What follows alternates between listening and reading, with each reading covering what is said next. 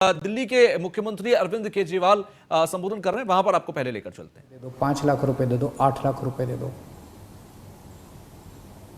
इसको बेड्स की black marketing नहीं कहेंगे तो और क्या कहेंगे? तो ट्यूसडे को, मंगलवार को, पिछले हफ्ते मंगलवार को हम लोगों ने एक ऐप लॉन्च किया। हमने कहा ये ब्लैक मार्केटिंग क्यों होती है?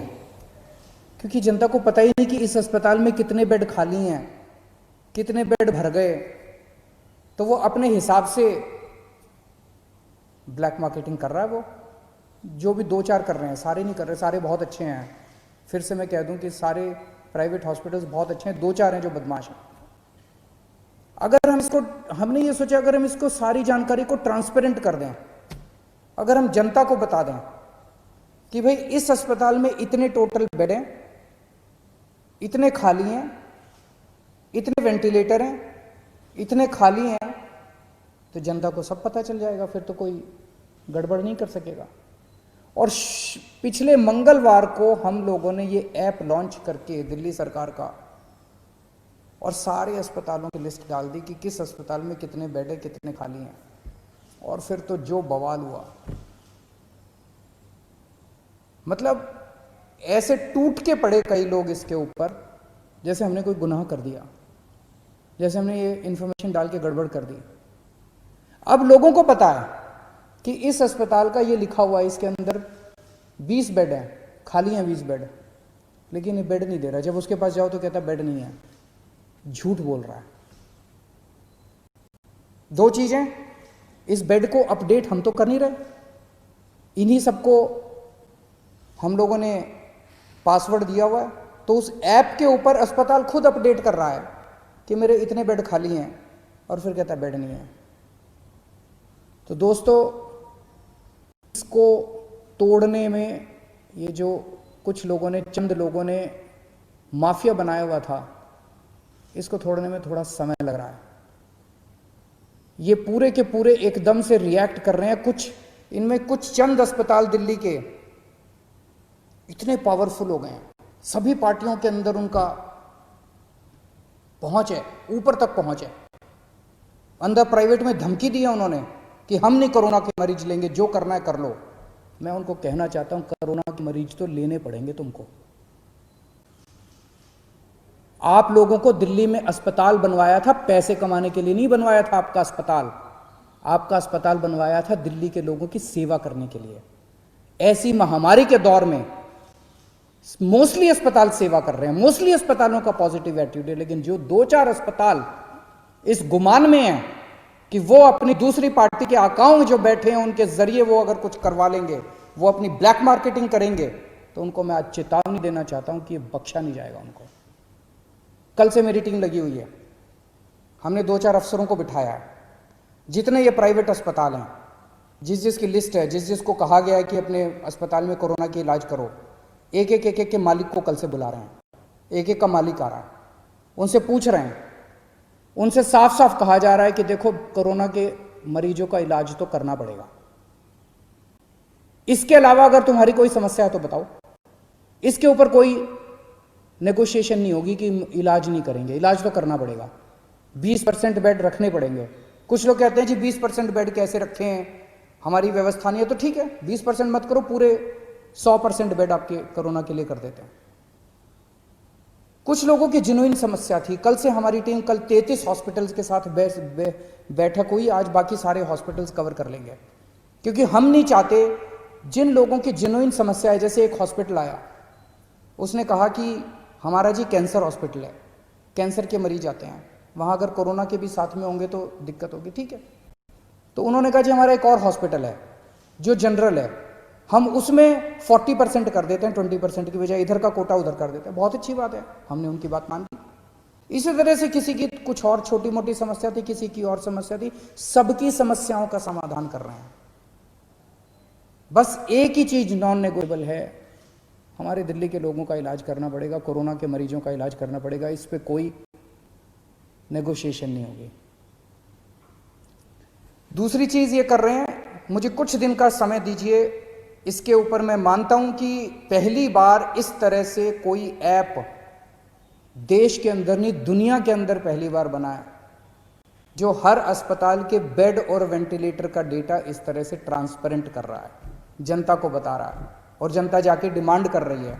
मुझे बड़ी खुशी है कि सारे टीवी चैनल वाले, सारे अखबार वाले फोन कर करके एक अस्पताल की रोज रिपोर्ट ले रहे हैं, कह रहे हैं इस अस्पताल को फोन किया उसने मना कर दिया, इस अस्पताल को फोन किया उसने मना कर दिया।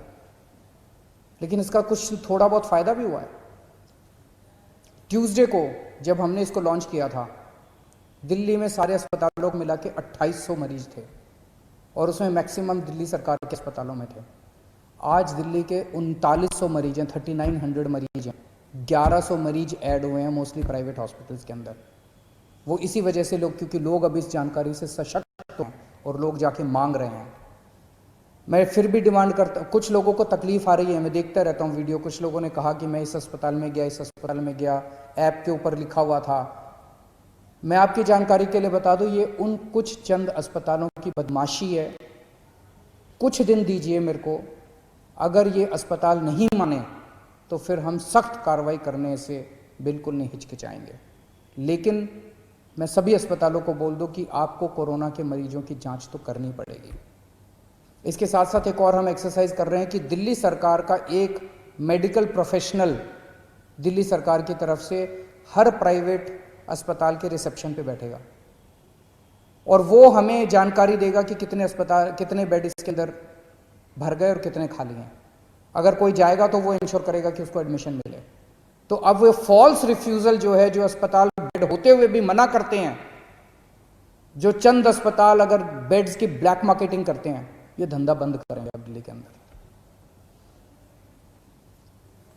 एक दिक्कत जो कुछ लोगों ने मुझे बताई कि अगर कोई पेशेंट सीरियस है, सांस की तकलीफ हो रही है, ऑक्सीजन सैचुरेशन लेवल काफ़ी कम हो गया है, लेकिन अभी कोरोना का टेस्ट नहीं हुआ उसका, वो अस्पताल में जाता है तो उसको कहते हैं सस्पेक्ट मरीज है। अभी उसका कंफर्म नहीं हुआ कि सस्पेक्ट कहते हैं उसको, सस्पेक्ट मरीज है। ऐसे अस्पताल को कोई लेने को मना कर दे, ऐसे मरीज को सारे अस्पताल लेने को मना कर देते हैं। कहते हैं पहले जाके टेस्ट करा के आ। कहाँ से टेस्ट करा के आएगा? अरे तुम ही तो टेस्ट करोगे, वो कहाँ से जाके टेस्ट करा के आएगा? तो आज हम ऑर्डर निकाल रहे हैं कि किसी भी सस्पेक्ट मरीज को कोई भी अस्पताल मना नहीं करेगा। अगर कोई मरीज आता है वो सस्पेक्ट है तो उसको मान लो कि वो कोरोना का मरीज है और उसके शुरू कर दो, क्योंकि कोरोना की अलग से दवाई तो है नहीं। अगर वो कोरोना का मरीज है तो पीपी किट पहनना है तो पीपी किट पहन के उसका इलाज शुरू कर दो, उसको ऑक्सीजन तो दे दो, उसको बचा तो लो, उसकी जान तो बचा लो।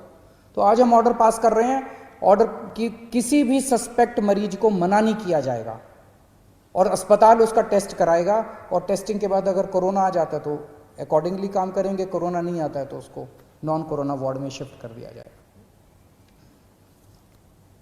कुछ लोगों ने मुझे कहा कि उन लोगों को कल से मीडिया के अंदर कुछ चल रहा था कि हमने कुछ चंद दिल्ली में टेस्टिंग बंद हो गई है, टेस्टिंग बंद हो गई है, टेस्टिंग बंद हो गई है। आज 5300 सैंपल्स आए हैं टेस्टिंग, 5300 सैंपल्स की टेस्टिंग हुई जो आज का डेटा है। तो टेस्ट बंद नहीं हुए हैं। दिल्ली में 42 लैब्स, 42 लैब्स सरकारी और प्राइवेट दोनों मिला के टेस्ट करती हैं। उनमें से 6 लैब ऐसी थी जो बदमाशी कर रही थी, ठीक से काम नहीं कर रही थी। उनके खिलाफ एक्शन लेना चाहिए, नहीं लेना चाहिए? उनके खिलाफ एक्शन लिया हम लोगों ने। 36 लैब अभी भी काम कर रही थी, उन 6 के खिलाफ एक्शन लिया है। 36 लैब अभी भी काम कर रही हैं। तो उनको बचाने की क्यों कोशिश की जा रही है जो लैब गलत काम कर रही हैं?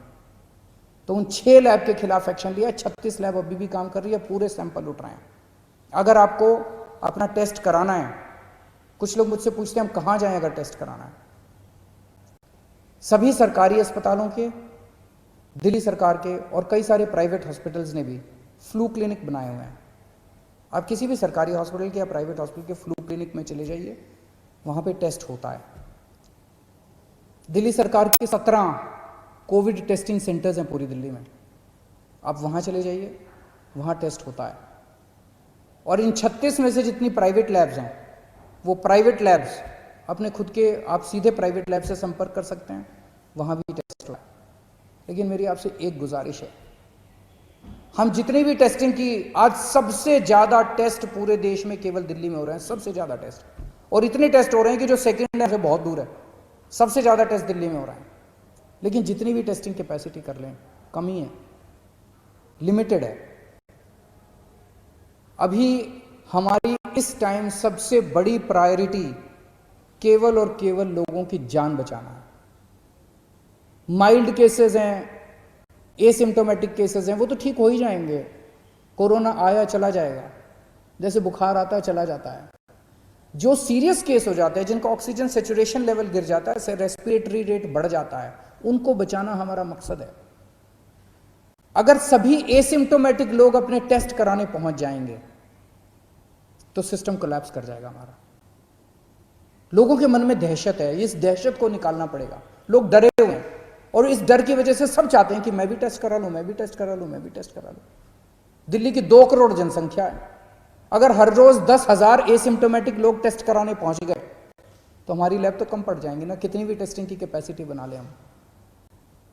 तो एसिम्टोमेटिक वाले प्लीज टेस्ट ना कराएं, इंसिस्ट ना करें। एसिम्टोमेटिक वाले अगर लोग टेस्ट कराएंगे तो सीरियस लोगों की टेस्टिंग रुक जाएगी। उन सब लोगों से मेरी गुजारिश है कि एसिम्टोमेटिक, जिनको सिम्टम्स नहीं है, कोई सिम्टम नहीं है, किसी तरह का सिम्टम नहीं है, वो टेस्ट ना कराएं। टेस्टिंग की कोई प्रॉब्लम नहीं है। हाँ, हो सकता है कि थोड़ा सा टीदिंग प्रॉब्लम्स हो, लास्ट मिनट अगर कुछ हैं तो मैं उसको ठीक कर दूंगा। हम उसको एक एक चीज़ के ऊपर नज़र रखे हुए हैं। कुछ अगर इस तरह की प्रॉब्लम है उसको भी ठीक कर देंगे। आप स्वस्थ रहें, खुश रहें, यही मेरी कामना है। नमस्कार।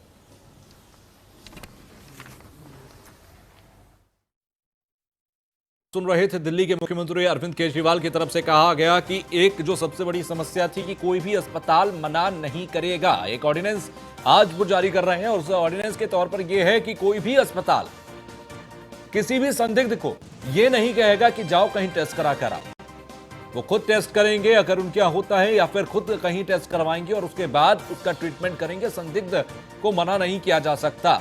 साथ ही साथ टेस्टिंग लैब्स की लेकर उन्होंने कहा कि 6 टेस्टिंग लैब्स गलत तरीके से काम कर रही थी, उनको भी बंद कर दिया गया है, लेकिन बाकी 36 टेस्टिंग लैब्स अभी भी काम कर रही हैं। इसलिए कोरोना मरीज को मना नहीं कर सकते अस्पताल। पूरे देश में सबसे ज्यादा टेस्ट दिल्ली में हो रहे हैं। अरविंद केजरीवाल की तरफ से यह जानकारी दी गई, पूरे देश में सबसे ज्यादा टेस्ट दिल्ली में हो रहे हैं।